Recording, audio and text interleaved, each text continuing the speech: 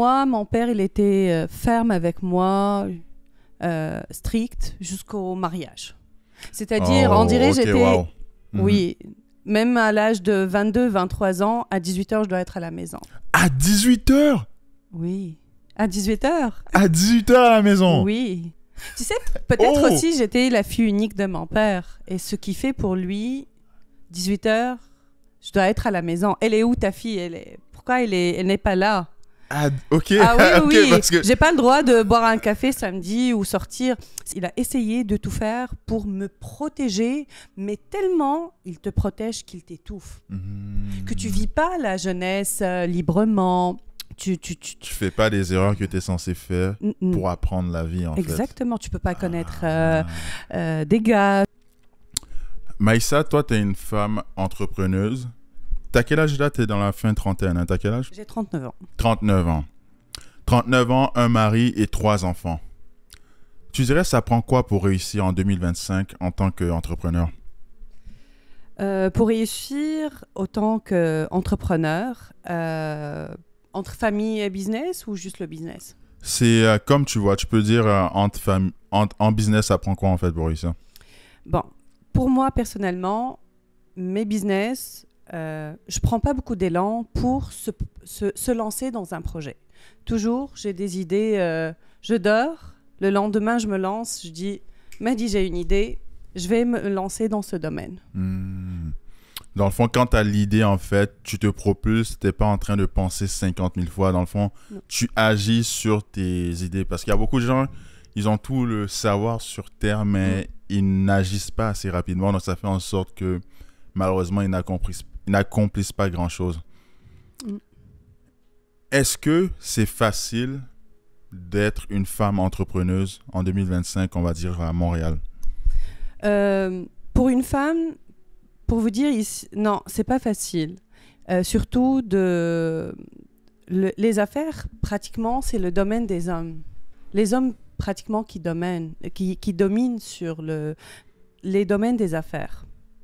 Donc, être une femme, c'est beaucoup de persévérance, beaucoup de courage. Il ne faut pas lâcher. Je ne lâche pas, même dans les affaires. J'essaye... il faut beaucoup de courage, voilà. Wow. Dans le sens que tu as l'impression que parfois on ne te traite pas de façon équitable parce que tu es une femme en business? Bien sûr. Pour te dire, hein. Ouais. je vais être plus à l'aise. Des fois, quand tu rentres dans un entrepôt, pratiquement 95%, c'est des hommes. Oh, ok. Je travaille dans un domaine où il y a les hommes, beaucoup. Donc, il faut que tu mets la casquette d'un homme. Et chaque femme, pour moi, elle cache un côté masculin ou un homme à l'intérieur d'elle. Oh, donc, parce que tu es vraiment dans un domaine où il y a vraiment beaucoup d'hommes, tu es obligé un peu de laisser un peu ta féminité pour être un peu plus accepté par ces hommes-là dans ce... Exactement. Ouais. Il faut que tu sois très carré, très strict. Moi, le côté masculin, je l'ai depuis mon enfance, vu que je viens d'une école de vie. Mon enfance, c'est l'école de ma vie. Hein. Okay. C'est mon père, c'est ma famille. J'ai vécu toute ma vie avec 2 frères dans une famille plutôt... la majorité, c'est des hommes. Je jouais le basketball depuis mon enfance, jeune âge. Ça m'a aidé à avoir aujourd'hui le côté masculin que je peux utiliser aujourd'hui. Est-ce frustrant parfois d'utiliser ce côté masculin comme tu le dis? Est-ce que parfois tu désirais pas juste être toi-même et ne pas avoir à sortir ce côté-là que dans une situation X ou Y parce que tu te sens obligé de ne plus être toi-même, c'est-à-dire d'utiliser un côté que tu considères masculin de toi? Des fois, il faut être respecté par des hommes. Et je respecte chaque lieu je mets l'uniforme, par exemple, si je vais à un rendez-vous, je sais pas, dans un restaurant, dans ma boutique, je peux être belle, je peux mettre une belle robe et tout. Mais si je vais aller dans un entrepôt où il y a ou des enchères, où il faut être vraiment discrète avec une casquette, un t-shirt sport, là où il faut être respecté autant comme. Malheureusement, c'est comme ça. Mais c'est ça. Dans le fond, tu t'adaptes à la situation. Lieu. Exactement. Maïssa, est-ce que tu pourrais brièvement te présenter pour ceux qui sont en train de regarder ce podcast actuellement, aussi expliquer un peu c'est quel type de business que tu fais? OK. Moi, au début, autant qu'influenceuse, j'ai fait ma marque. Je me suis lancée avec ma marque, Maïssa Collection. J'ai ramené des robes de Liban. OK. J'ai commencé par ma marque. 2020. On a eu le Covid. J'ai eu un échec. Et je veux dire, derrière chaque échec, tu peux chercher la réussite. Tu peux te relever. Il ne faut pas baisser les bras. Je n'ai pas baissé les bras. Après, je suis rentrée dans le domaine des affaires. Je cherche les deals, en gros, dans la vente de gros. Je cherche vraiment les bons deals pour pouvoir le revendre à un bon prix. J'ai commencé à faire des événements en privé. J'achète des lots et je fais en privé. Après, Après, j'ai ouvert je suis rentrée dans le domaine de gros, mais l'électroménager, c'est pas mon domaine. Mais toujours, on est dans le même sens, les bons deals.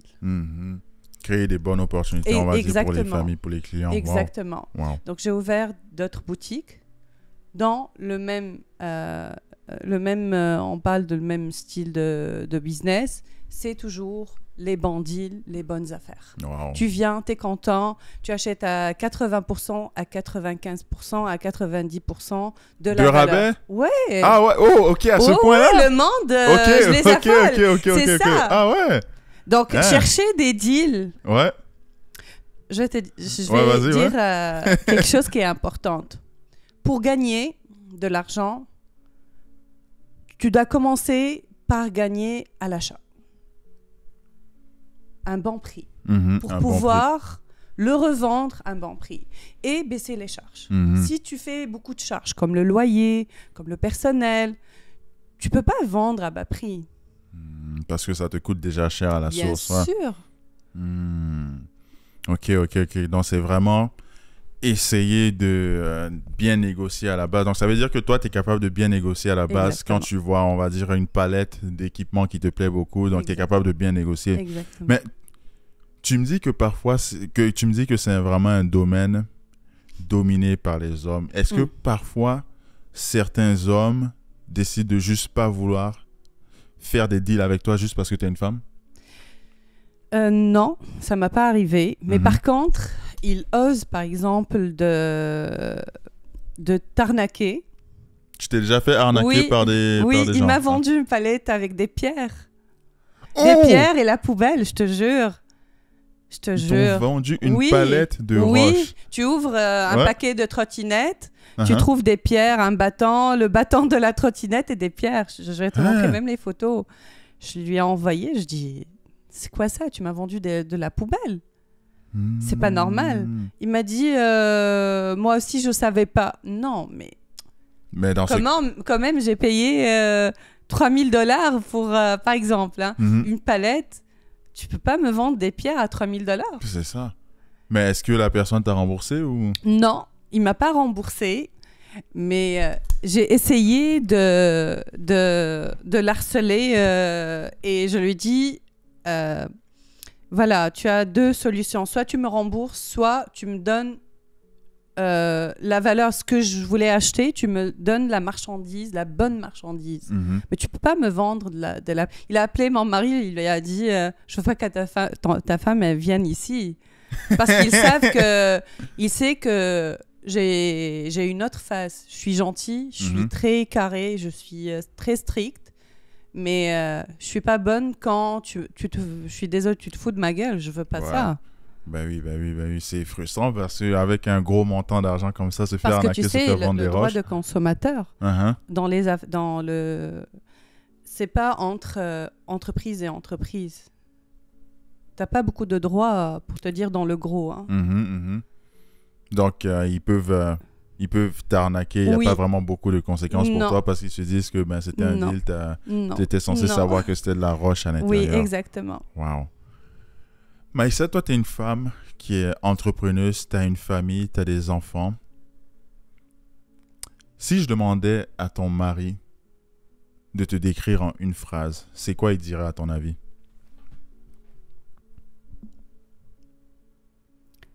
C'est une femme combattante, guerrière dans ses pensées. Je lâche pas. Tu lâches pas? Je lâche pas. Jusqu'au dernier souffle, je lâche pas. Dans les affaires, dans la famille.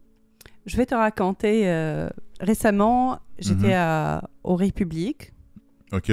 et j'ai eu un malaise. Un malaise, j'arrive plus à respirer, j'arrive pas. J'entends mon mari, il dit, si ma femme, elle est tombée avec une crise, c'est-à-dire vraiment elle a mal. C'est pas une personne que... Je suis pas quelqu'un que de n'importe quoi, je peux dire, oh, j'ai mal. Non, non. Si j'ai des douleurs, vraiment, j'ai mal. Des douleurs intenses, pour parler. Donc, j'essaye de résister. Et c'est ça, je pense, qu'il va dire. Et il le dit toujours, tu es une femme combattante. Wow. C'est important de ne pas s'abattre. C'est-à-dire quoi? Dans le sens de c'est très important de persévérer dans la vie. Oui. Ne pas s'abattre, se laisser abattre par des petites situations comme ça. Par contre, tu me dis que tu étais en vacances et tu as eu un malaise. Ouais. Est-ce que, présentement, ton rythme de vie n'est pas trop élevé pour toi? C'est-à-dire, tu as beaucoup de stress sur toi, ce qui fait en sorte que, en vacances, ton corps a juste décidé de tout évacuer. Est-ce que ton rythme de vie actuel te convient ou c'est pas trop élevé pour toi? Mon rythme de vie, surtout avec les 3 enfants, pour te dire la vérité, il est trop accéléré. Trop accéléré. Très accéléré, on va dire. À partir de 7 heures du matin, on dirait tu as un rythme de vie, faire le linge pour les enfants, prendre les enfants à l'école, garderie, travailler. Du matin au soir, je travaille. Wow. Même après mon travail, je vais à mes boutiques et tout. À 18h, je dois aller travailler à la maison. Même à la maison, on travaille. Hein. Faire la manger, s'occuper de ses enfants. Surtout, j'ai 2 bébés, on dirait des jumeaux, 9 mois et 2 ans. Donc, beaucoup d'intention. Je ne peux pas les lâcher, les 2 bébés. Parce que ça demande vraiment beaucoup de temps, en fait, Exactement. et d'attention pour que si tu veux que tes enfants soient bien éduqués, c'est important de mettre ce temps-là en eux, d'investir ce temps-là en eux. Mais c'est quand la dernière fois que tu as pris soin de toi, alors? Pas pour le moment. J'ai pas le temps, je te jure, j'ai pas le temps pour prendre soin. Malheureusement, cette période, j'ai pas le temps. Ce qui fait, mon cœur, ça fait comme... même en voyage, c'était fatigant avec les 3 enfants. C'est du travail. Mais je savais ça. C'était un voyage pour les enfants. C'était pas pour moi et mon mari. Je dis, on n'est pas dans un voyage de noces. C'est sûr que les femmes, ils ont plus de patience, ils ont plus de force que les hommes. Par exemple, on peut résister pour nos enfants, on peut faire beaucoup de sacrifices, je pense. Est-ce que tu t'attendais à ça avant d'être mère?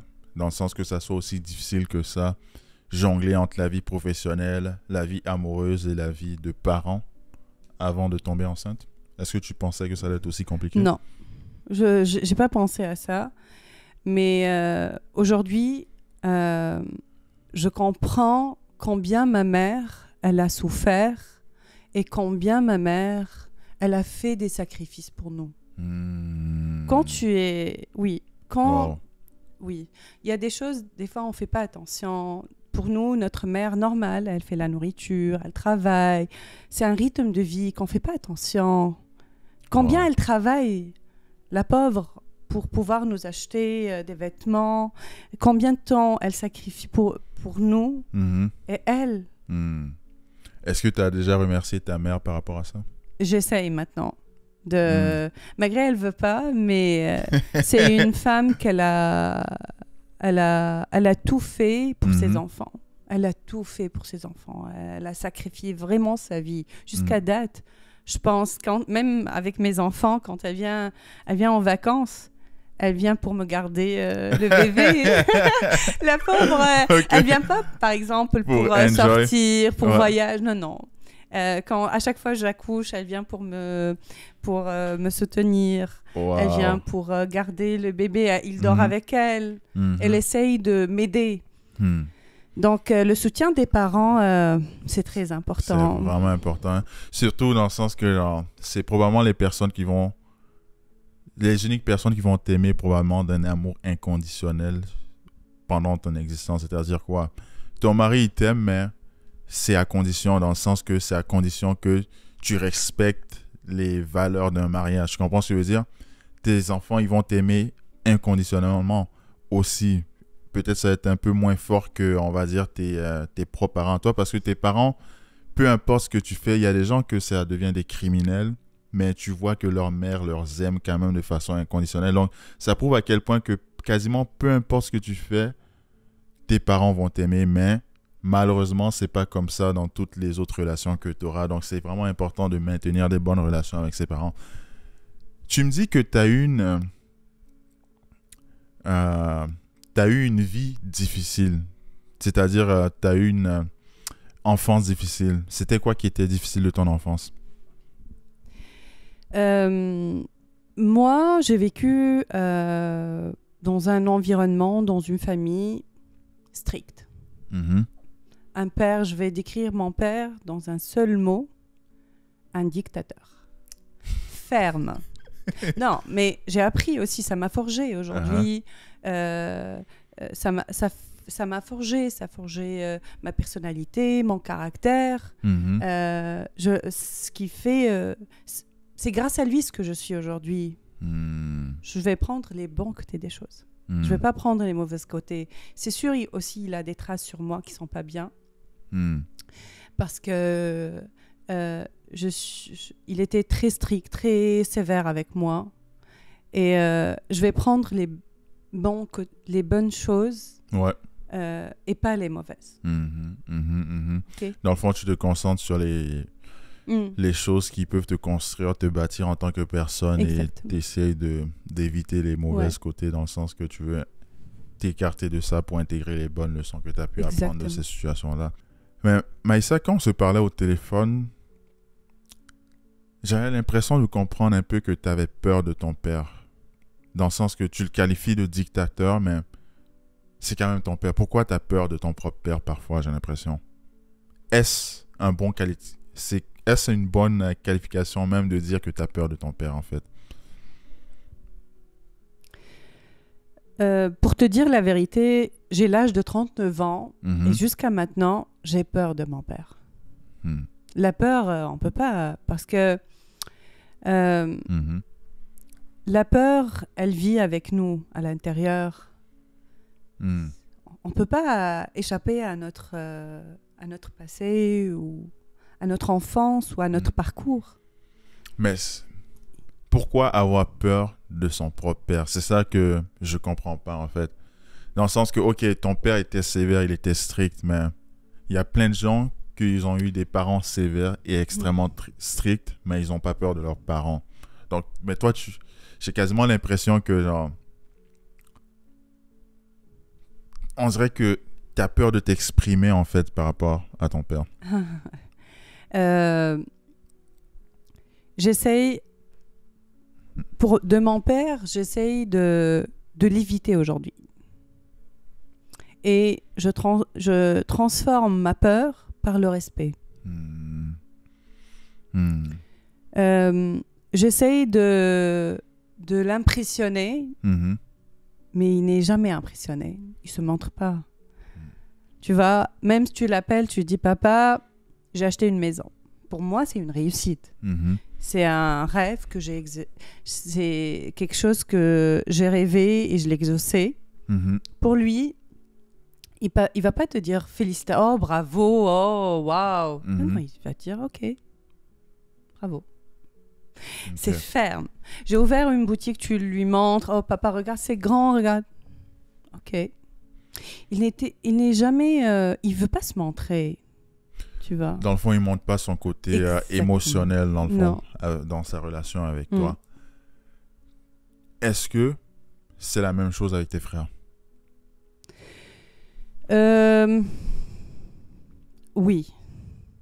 Avec toute la famille, il est comme ça. Il est ferme. Même, tu sais, aujourd'hui, on a un problème avec ses médecins. Il lui dit que tu vas... Parce qu'il fume beaucoup. Et il lui dit, tu dois arrêter, t'es malade. Il dit, non, tu sais rien de mon corps. Donc, c'est quelqu'un qui est... non, je suis pas malade, j'ai rien. Il n'accepte même pas que le fait qu'il est malade ou qu'il va vieillir ou... Il pense qu'il est toujours fort, il est toujours... ils veulent nous impressionner. Je suis votre père. C'est lui le haut, nous le bas. Mais... Tu as compris ça toujours. Je vois. C'est même il dit que c'est grâce à moi ce que vous êtes aujourd'hui. Oui, c'est lui, c'est vrai. Hein. C'est lui qui nous a financé pour venir au Canada, pour étudier. Voilà. Pour lui, l'amour, l'argent. Est-ce que l'argent c'est suffisant? Non. Mais il n'était pas toujours présent dans notre vie. C'est un homme, il était toujours dans les affaires. Et le sens des affaires, je l'ai eu de lui. C'est un homme qui ne lâche pas les affaires. Il travaille très, très dur. Même s'il chute, il remonte. Dans le fond, ta mentalité de businesswoman, tu l'as acquérie un peu de ton père, dans le sens que il t'a probablement donné plein de conseils dans le business pour pouvoir réussir. Ça fait en sorte que tu as du succès présentement. Mais en tant qu'enfant, est-ce que tu es capable de dire ce que tu penses réellement à ton père quand tu as des conversations avec lui? Non, je ne suis pas capable. Non, je ne suis pas capable parce que c'est un homme, il est ferme. Tu peux pas lui exprimer ce que tu ressens ou tu n'oses même pas lui exprimer. Tu sais pas sa réaction. Donc, pour moi, aujourd'hui, à un certain âge, aujourd'hui, je suis mature. Je suis plus une petite fille qui peut le contrôler ou il a son pouvoir. Aujourd'hui, je suis mariée, je suis mature, j'ai 39 ans, je peux prendre mes décisions, j'ai mes enfants. Donc, j'essaye de l'éviter, de le respecter. Et on peut jamais... enlever notre nez de notre visage, c'est-à-dire c'est mon père, ça reste, je l'accepte et je l'aime comme il est. C'est lui. Et je comprends aujourd'hui, après beaucoup de recul, je comprends pourquoi il est autant sévère, parce qu'il avait aussi une enfance très très sévère et une enfance très très dure. En fait, j'ai un peu pensé à ça. J'ai un peu pensé à ça. Est-ce que tu penses que ton père a été traumatisé? Exactement, bien sûr. Mais bien sûr, c'est un traumatisme d'enfance. C'est ce qu'il est aujourd'hui. Lui, pour moi, c'est un grand homme. Parce que sortir de la pauvreté et être dans les affaires et grandir à un certain niveau, pour moi, il faut beaucoup de courage. Wow. C'est vrai que...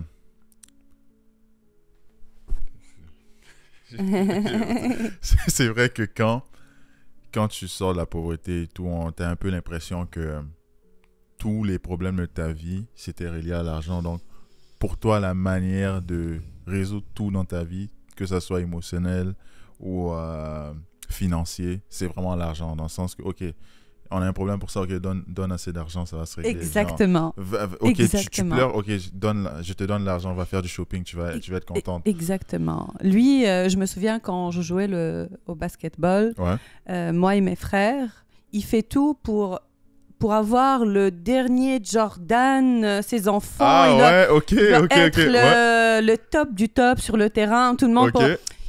Il est concentré beaucoup sur les apparences. Ah, Il doit le être, match exactement. Mais c'est normal. Hmm. Mais c'est normal. Il aime être... toujours, il pense qu'il pense les autres. Au regard des autres. Ok. Ses amis. Il c'est veut essayer de keep impressionné. up avec les gens.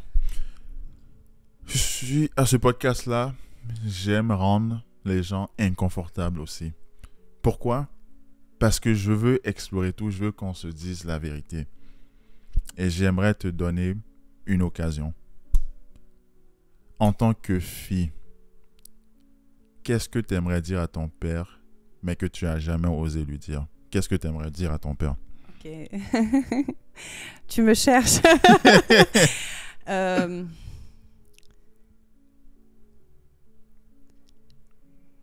J'ai passé beaucoup d'années que... c'est très dur pour moi, Ben. Il était trop sévère avec moi. Que je l'aime beaucoup, malgré tout. Je l'aime. Et ce que je suis aujourd'hui, c'est grâce à lui. Les échecs que j'ai eus dans ma vie, tellement il m'a enfermée, j'ai eu beaucoup d'échecs. Je ne savais pas. On dirait une petite fille qu'elle est lâchée dans un monde je ne sais pas, comme le mariage ou je ne sais pas, la vie. Tellement il m'a enfermée que je manquais d'expérience de la vie. Qu'après, j'ai trouvé des difficultés à connaître le monde, à affronter les problèmes toute seule. Il nous a toujours protégés. Il était toujours là, dominant. Donc, le jour que j'ai pris les responsabilités, au début, j'ai trouvé beaucoup de difficultés. Ça a été challenging, en fait. Exactement. Ouais.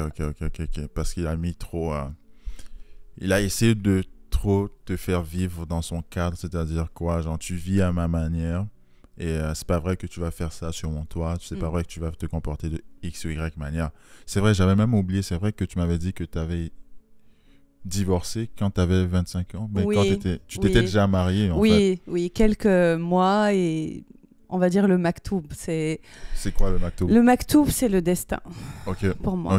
Ok. Des fois, on fait des choix dans la vie.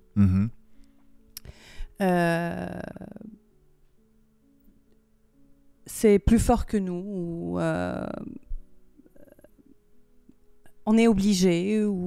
Je dis c'est le maktoub. Tu connais du monde, une personne, tu le connais. Mon père, il était sévère avec moi et ferme. Que, tu sais, nous, c'est un peu...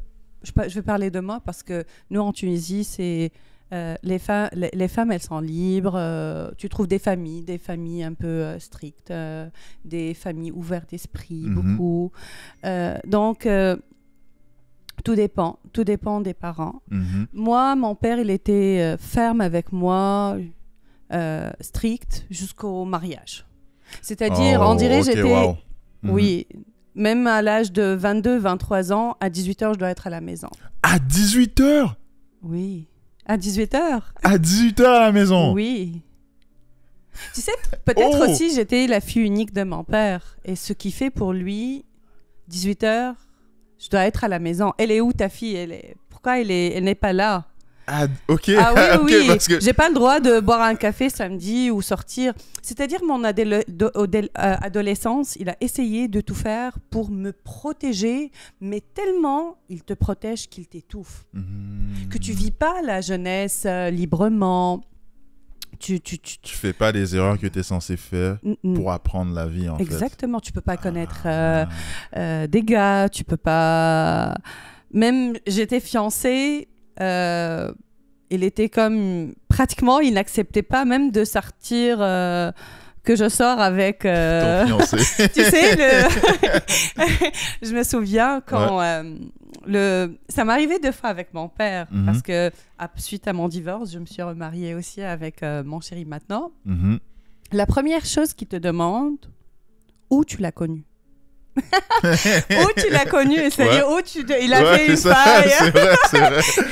Il veut apprendre de ses propres erreurs. Ben ouais. oui, où tu l'as connu, Ouais. tu vois.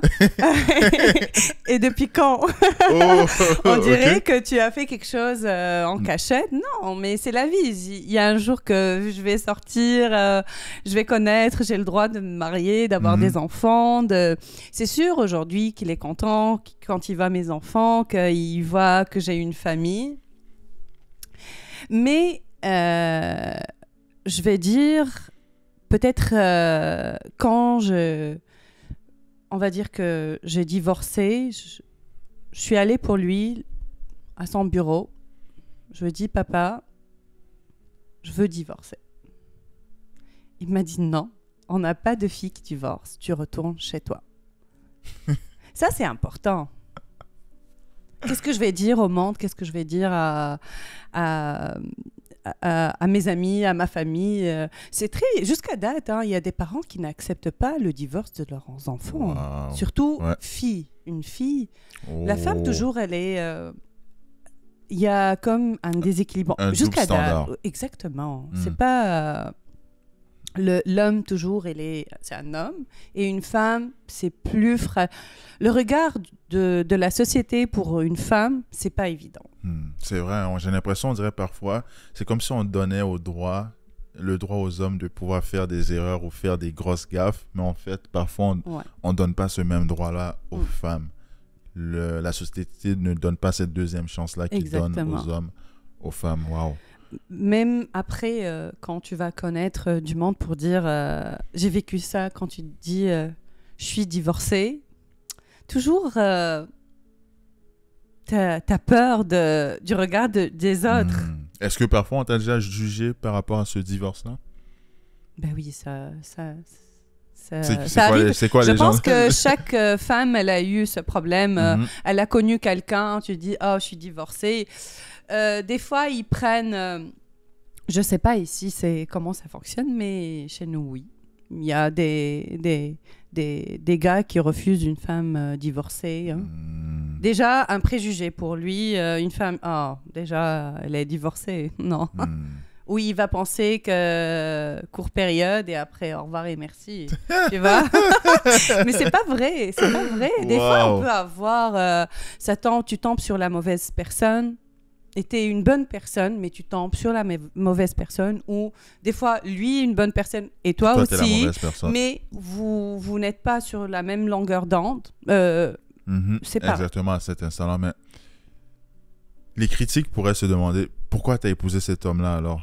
Parce que oui, c'était pas la bonne personne et tout, mais pourquoi tu as épousé un tel homme quand tu avais 25 ans, 24 ans? Pourquoi tu as épousé cet homme? Je manquais d'expérience. Je travaillais avec mon père, bureau, maison. Et je vais dire, c'est le maktoub. Au final, c'est une expérience, une petite expérience. C'est grâce à elle que j'ai quitté toute une vie. J'ai changé... Oh, t'as fait 180 degrés. Hein? Parce oui. que c'est vrai, avant, t'étais sur le cocon de Mon la famille, du père. Ok, wow. Je peux pas me déplacer, par exemple, de Montréal à Québec toute seule. Et j'ai fait comme une révolution dans ma vie. Wow. Ok, Donc, mais c'est bien. c'était vraiment intense, là. Ben oui. Même mes études, j'avais pas le droit d'étudier quand j'ai eu mon bac. Il m'a dit, tu vas étudier l'université la plus proche d'ici, de la maison. Tu n'as pas le droit, par exemple, à aller à une autre région ou à un autre pays. Alors, mon frère, il avait le droit. Mes frères, il avait le droit. Le droit de voyager. Mais pas moi. Tu n'avais pas le droit de voyager seul? Non, impossible. Quel voyage? Tu peux même pas aller d'une région à l'autre. Non, il avait tellement peur. Pour moi... En fait, ton père avait peur de quoi? De la société. De la société. Il a peur... pour lui, une femme, elle est plus fragile qu'un garçon. Des regards des hommes, sa fille, elle doit être protégée jusqu'à ce qu'il lui donne à son mari. Pas d'expérience, pas de... Mais c'est légitime, tu vois. C'est une culture. Jusqu'à date, il y a du monde comme ça. Hein. Jusqu'à date. Ouais, c'est sûr, c'est sûr. Je suis pas là pour dire que ça c'est négatif, je suis pas là pour dire que ça c'est positif, dans le sens que chaque personne a sa vision du monde. Du moment que tu blesses pas les gens, du moment que tu n'es pas en train de tuer les gens, ok, c'est respectable, vis ta vie comme tu as envie de vivre. On est juste là pour avoir des conversations par rapport à ça. Toi, maintenant, t'as 3 gars, non? Ou 2 filles et un garçon. 2 filles et un garçon, waouh. Est-ce que, à la lumière de ton enfance, à la lumière de ton vécu, comment tu perçois l'éducation de tes filles et l'éducation de ton garçon? Est-ce que tu vas faire une différence? Comment tu vas éduquer tes enfants, en fait? C'est quoi ta philosophie? Juste, j'ai eu une idée pour te dire juste. Ouais, vas-y. À l'information, mon père, c'est pas un homme ferme au sens, c'est un homme religieux. Non, c'est un homme très ouvert d'esprit. Il sort tous les week-ends, il vit pleinement sa vie.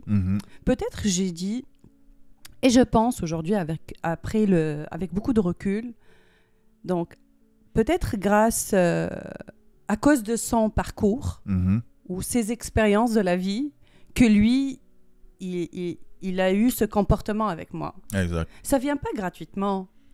Ouais, ça vient pas C'est seul. sûr, il a des chocs ou un parcours où tellement il est... c'est un homme très vivant. Il sort beaucoup, il lâche pas. Je t'ai dit, jusqu'à date, le docteur lui dit « Oh, t'es malade ?» Non, je suis pas malade. Il veut être toujours... il veut faire comme s'il avait 20 ans, on va dire. Bon, retournons à l'action pour mes enfants. Ouais. Beaucoup, beaucoup d'amour. Je suis une femme très, très, très, très sensible. Ce que je fais l'inverse de ce qu'il a fait mon père. Donc, dans le fond, tu veux être un peu l'antithèse de ton père. Exactement. Et être comme ma mère. Parce que ma mère, c'est elle qui a fait l'équilibre.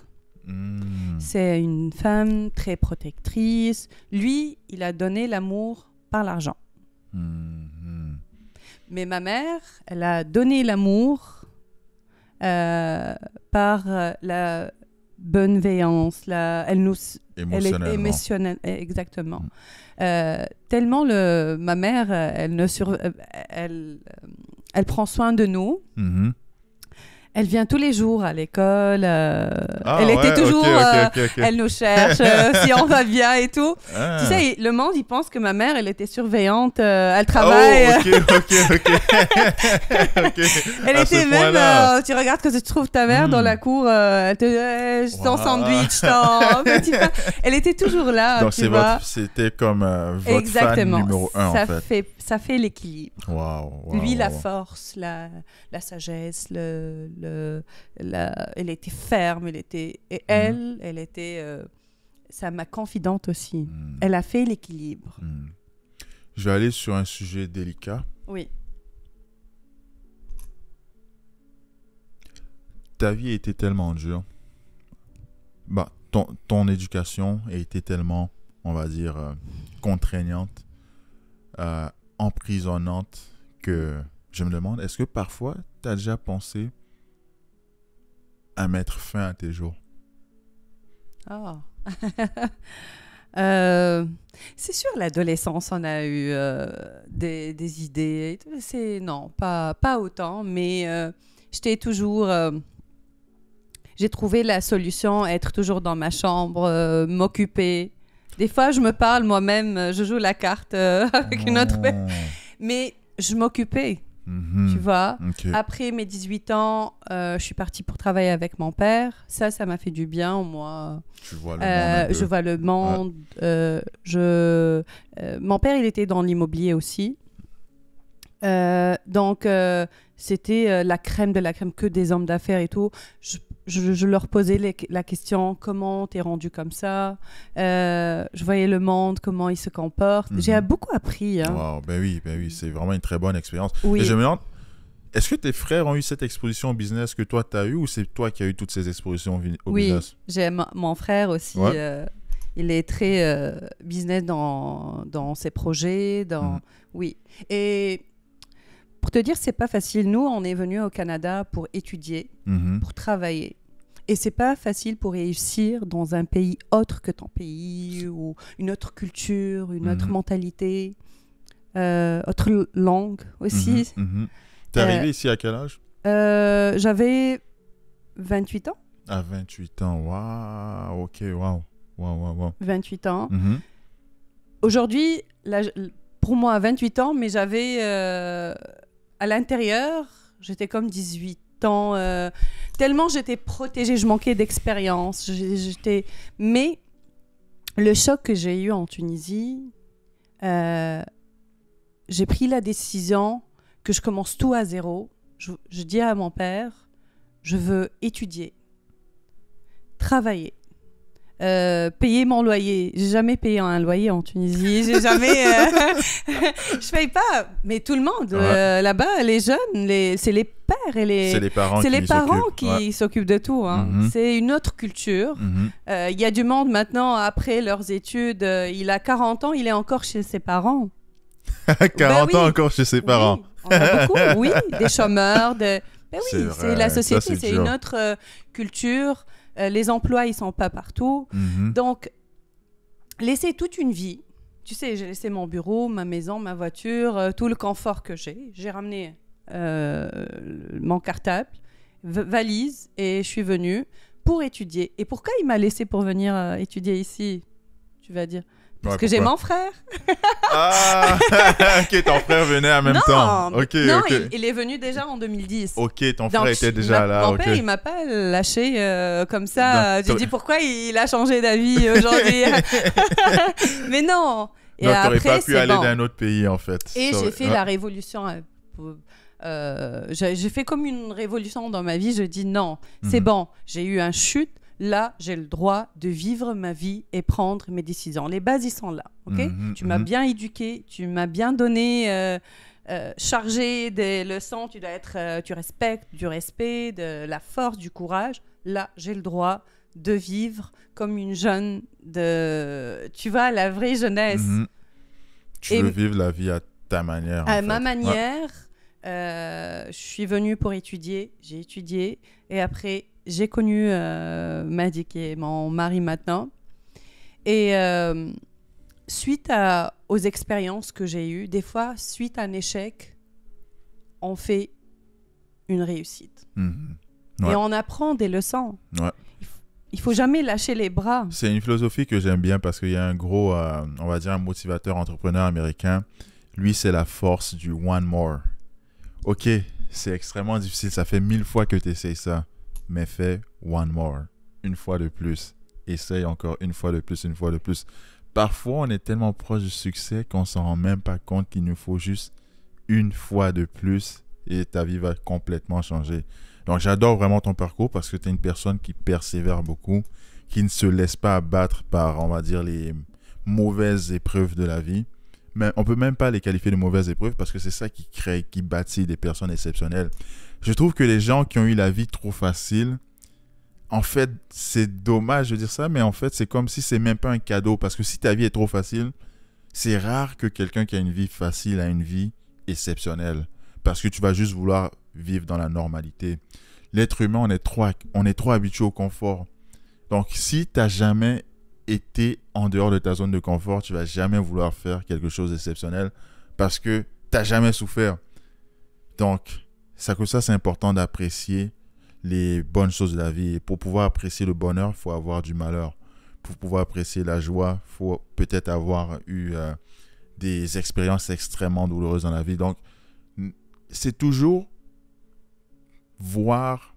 En fait, c'est toujours ta réaction à ce qui t'arrive qui est important. C'est pas ce qui t'arrive c'est pas ce qui t'arrive qui est important, mais c'est comment tu réagis à ce qui t'arrive qui est important.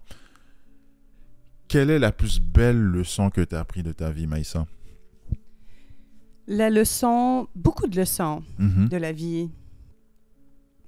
Il faut pas lâcher prise. Il faut pas prendre beaucoup d'élan pour se lancer dans un projet. Avec confiance en soi. Ne pas donner de l'énergie pour des choses qui sont pas importantes dans la vie. Comme, en fait, en tant qu'entrepreneur, tu es stimulé par beaucoup de choses. Et il y a une personne dans ma vie qui m'a dit que oui, c'est bien faire beaucoup de choses et tout, mais je pense que un des skills les plus importants dans la vie, c'est d'apprendre à dire non. Comment tu es capable de calibrer que quelque chose, ça vaut la peine de mettre du temps là-dedans et d'autres choses, ça vaut pas la peine de mettre du temps là-dedans? Comment tu es capable de, on va dire, d'analyser les situations pour te dire, OK, je devrais faire ci et ça, vraiment, vraiment, pas, ça mérite pas mon temps. OK. Par exemple, moi, quand j'ai connu mon mari maintenant, dès le premier rencontre, j'étais ferme avec lui. Je sais ce que je veux. Je dis, j'ai pas le temps à te donner. Je te jure. Si tu veux, oui, parce que des fois, tu peux gérer, tu peux dire ce que tu penses. C'est plus, je dis, regarde, je suis venue pour étudier. Si tu es une personne, on peut se rencontrer, on peut se connaître. Mais à la base, si tu as une idée sur moi que du passe-temps ou tu n'es pas sérieux, tu es dans une période, tu n'es pas avec la bonne personne. Donc, je bois même pas un café avec toi, j'ai pas le temps. Je te donne même pas une chance pour boire. J'ai pas besoin d'un ami dans ma vie, ni je donne mon temps. Je perds pas mon temps, tout simplement. Il a dit non, non. Et ce qui fait, jusqu'à date, c'est-à-dire suite, je pense, suite à l'échec que j'ai eu, j'ai fait, je croise les doigts, un bon choix où aujourd'hui, c'est sûr, il a des défauts, j'en ai des défauts, mais en moi, on est complémentaires.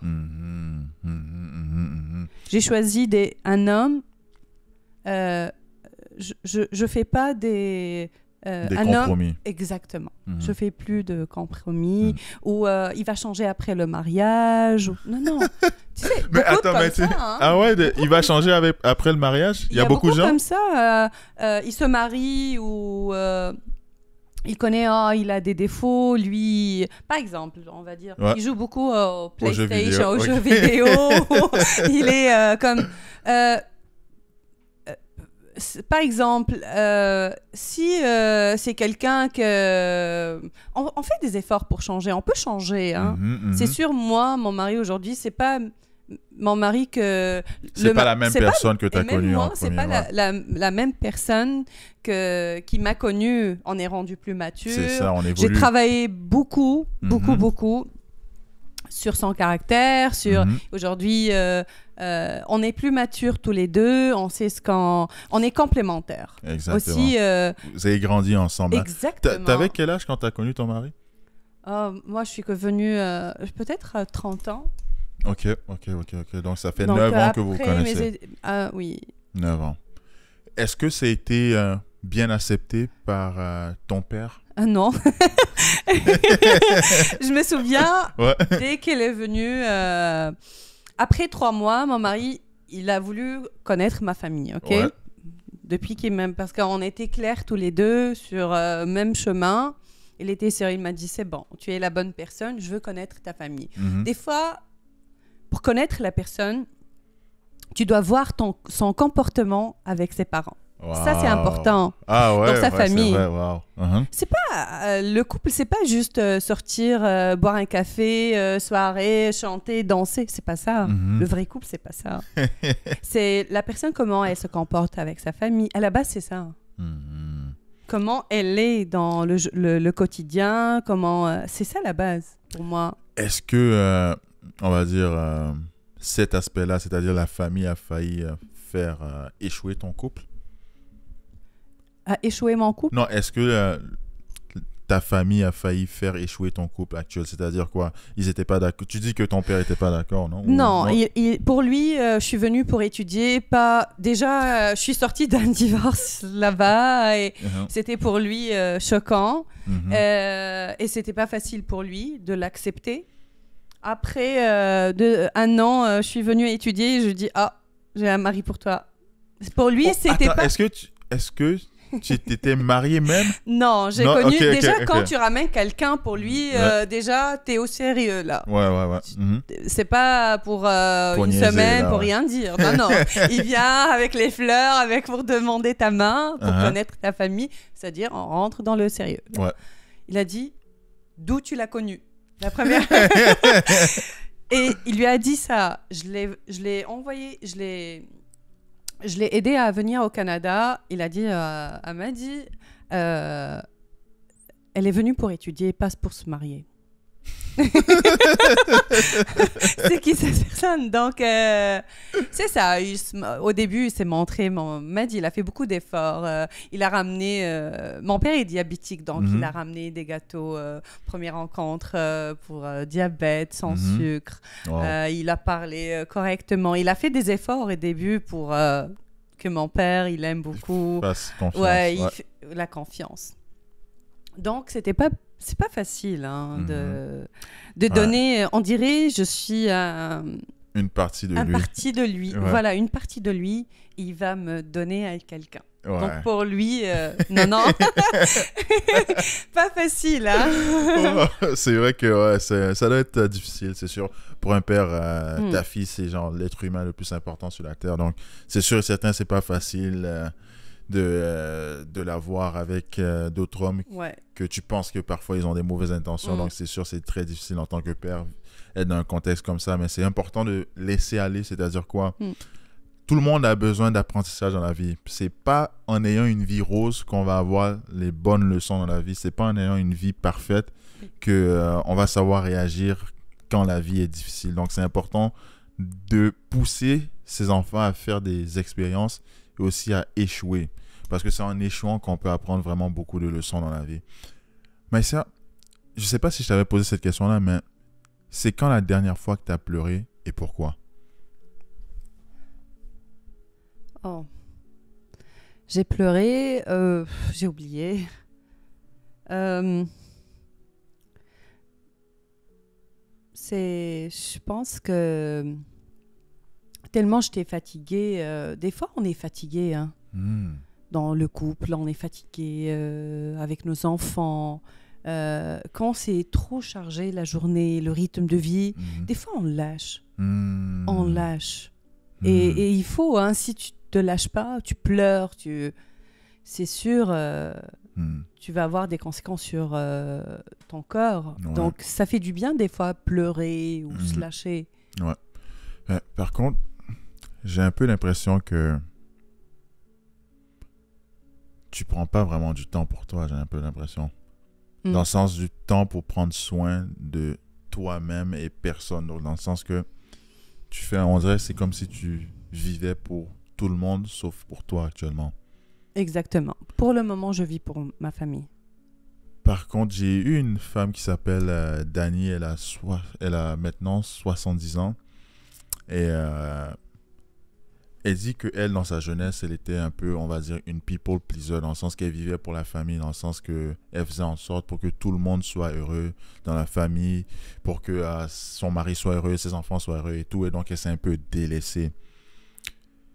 Certes, c'est important de faire bien vivre tout le monde autour de soi, mais si toi-même, tu ne prends pas soin de toi, ça risque d'être difficile à la fin parce que toi-même, tu ne seras pas heureuse. Donc, c'est toujours important d'avoir un équilibre et prendre soin de soi parce que, disons, si on s'en va dans 5-10 ans, par exemple, là, ton corps te fait des signes, tu as des petits trucs de cœur, effondrement et tout. Mais peut-être que parfois, plus tard, ça sera des signes encore plus sévères. Donc, c'est toujours important de trouver un équilibre pour pouvoir faire des choses pour nous-mêmes ou prendre soin de nous. Ça peut être 1 heure, je m'en vais au spa chaque fin de semaine ou je sais pas quoi. Ou 1 fois par mois, je m'en vais au spa, je m'en vais prendre soin de moi. C'est toujours important de prendre soin de soi parce que si tu ne prends pas soin de toi-même, la vie sert à quoi en fait si tu ne prends pas soin de toi? Qui va prendre soin de toi si tu ne prends pas soin de toi? Tu ne prends pas du temps pour toi-même. Donc, c'est juste un message comme ça. C'est pas pour juger positivement, c'est pas pour juger négativement ou positivement, mais c'est vraiment important de prendre soin de soi dans la vie. Est-ce que tu as des regrets dans la vie? Non, j'ai pas de regrets. Pas du tout. Sur quel niveau de la vie, quoi? Toute la vie? Ça peut être n'importe quoi. Ça peut être n'importe quoi. En fait, Non. on avait eu quelque chose que je viens de me rappeler. Ta mère t'a beaucoup soutenu. Ta mère te soutient beaucoup dans la vie et tout. Et tu me dis, ça n'a pas toujours été rose. Il y a eu des hauts et des bas dans ton enfance, que ça a été vraiment difficile et tout. Est-ce que tu trouves... Ouais, en fait, est-ce que tu trouves que ta mère t'a assez supporté dans les moments difficiles? C'est-à-dire quoi? Quand on va dire... En fait, est-ce que tu trouves pas que ta mère t'a mis aussi dans ce cocon-là? C'est-à-dire que tu devais pas faire ci, ça, ça. Et tu étais un peu dans, on va dire, une prison dorée. Est-ce que tu trouves que ta mère aurait pu avoir une différente approche pour que tu découvres mieux le monde, on va dire, à un plus jeune âge, que tu apprennes certaines leçons? Ma mère, elle n'était pas ferme, elle n'était pas... Au contraire, elle a essayé de nous protéger tout en soyant... tout en... proche de nous. Elle était proche de ses enfants. Elle a tout fait pour les contrôler, les soutenir, mais en même temps, proche. Elle peut savoir... et c'est ma confidente. Parce que j'ai pas de sœur. C'est elle ma mère et c'est elle ma sœur. Elle était très proche. Wow. Elle était, tu sais, maman, je vais aller, je sais pas. Maman, viens, donc papa, vous faisiez des coups. Ok, donc c'est à cause d'elle que t'as un mari. Non, je blague. C'est ça, dis à papa ça. Elle essaie de nous protéger, mais elle sait que t'es pas dans l'erreur. Mais elle essaie de te protéger pour ne pas aggraver les situations. Tu sais, ma mère, elle est entrée avec moi même à la salle d'accouchement. Elle était toujours là. Wow. Et sa présence, elle est très importante pour moi. C'est la force. Le moment de faiblesse, c'est elle ma force. Wow. J'adore ça. C'est vraiment important de prendre soin de ses parents, prendre soin de ses relations avec ses parents et tout. Votre mère, c'est important de la respecter parce que c'est probablement... Les gens disent ça et je pense que c'est peu proche de la réalité, dans le sens c'est la personne qui va le plus vous aimer de votre vie, dans le sens que genre elle va être là toujours pour vous de façon inconditionnelle, donc c'est trop important de maintenir une bonne relation avec vos mères. S'il vous plaît, pour ceux qui ont des relations difficiles avec vos mères, s'il vous plaît, allez essayer de renouer avec eux. Là, on est en 2025. Tu dirais ça serait quoi la vie idéale pour toi dans 5 ans? Dans 5 ans, on parle de la retraite avancée. Non. Dans 5 ans, tu as 44 ans. Non, 45 ans, regarde, je travaille moins qu'aujourd'hui. Mes enfants, déjà, ils vont grandir dans 5 ans. Ils ont dit, moi, mes amis... Ils disent que chaque âge, il a ses problèmes et ses difficultés. Maintenant, quand je me plains, je dis « Oh, mes enfants, 9 mois et 2 ans », ils disent « Oh, profite, ils sont encore bébés. » Donc, d'autres, eux, à l'âge de 10 ans, 12 ans, ils ont d'autres problèmes, les enfants. Donc, j'essaie de profiter de mes enfants, de passer des bons moments, de construire un peu l'avenir, de bâtir une bonne base. Un rêve, par exemple, de faire un projet, toute une chaîne de boutiques partout, de liquidation. Nice. Je rêve beaucoup. Je rêve beaucoup. Je suis très optimiste. Je vois la vie... des fois, Ahmed, il me dit c'est trop ce que tu rêves. Oui.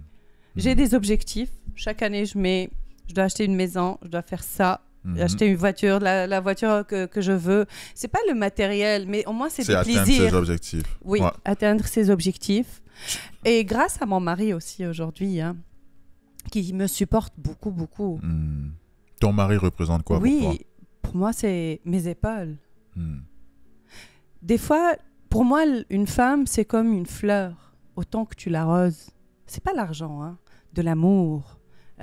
Tu la supportes, tu l'encourages. Ça, c'est important. Wow. Parce qu'un homme peut détruire une femme et une femme peut détruire un homme. Si il n'est pas satisfait à la maison, s'il y a beaucoup de problèmes, il ne peut pas travailler. Et c'est pareil.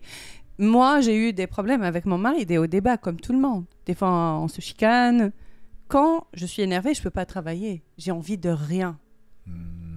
Donc, et pour les projets aussi, pour les femmes, pourquoi pas, tu te lances. Tu encourages ton mari, tu encourages ta femme. Ne le dis pas non, il faut pas trop, il te faut beaucoup d'argent, on n'est pas capable. Non, tu peux commencer peu à peu, petit projet, rien ne commence grand. Peu à peu, tu peux commencer petit et tu sais pas l'opportunité d'où elle vient. Une pierre à la et fois, tu dois t'entourer de bonnes personnes. Donc pour moi, un mari qui est positif, qui encourage, ça va être, il a des effets sur une femme. C'est primordial. Oui. Parce que c'est ta décision la plus importante, en fait, ton partenaire ou ta partenaire de vie. Parce que si tu choisis la mauvaise personne, ben, tu vas faire beaucoup d'erreurs que tu n'aurais pas dû faire. Et malheureusement, ça peut te détruire ou te créer. C'est-à-dire quoi? Il y a des gens qui étaient exceptionnels, mais ils ont choisi la mauvaise partenaire. Malheureusement, ils sont moins que rien présentement, et d'autres que, on va dire, c'était des personnes, on va dire, banales, mais ils ont choisi la bonne partenaire ou le bon partenaire, et c'est des personnes exceptionnelles présentement. Donc, c'est vraiment un choix très, très, très, très important. Ça serait quoi ton message pour toutes les jeunes filles qui ont regardé ce podcast jusqu'à présent? Ça serait quoi ton message pour une jeune fille dans la vingtaine ou dans la fin adolescence? Il faut tout faire avec amour. Si tu es passionné, si tu as un rêve et tu veux, pourquoi pas, lance-toi, essaye, c'est pas grave, si tu échoues, c'est pas grave, tu relances. Donc il faut essayer, il faut se lancer, ne prends pas beaucoup d'élan, ne réfléchis pas beaucoup. Oui, des fois tu dis, oh, j'ai pas les moyens, il faut acheter du matériel, il faut... Essaye de commencer peu à peu. Wow. Et lance-toi. J'aurais pas pu dire mieux. Merci encore à tous les fidèles qui ont écouté jusqu'à cet instant-là. Merci à toi, Maïssa, d'être venue au podcast. Et sur ce, à la prochaine.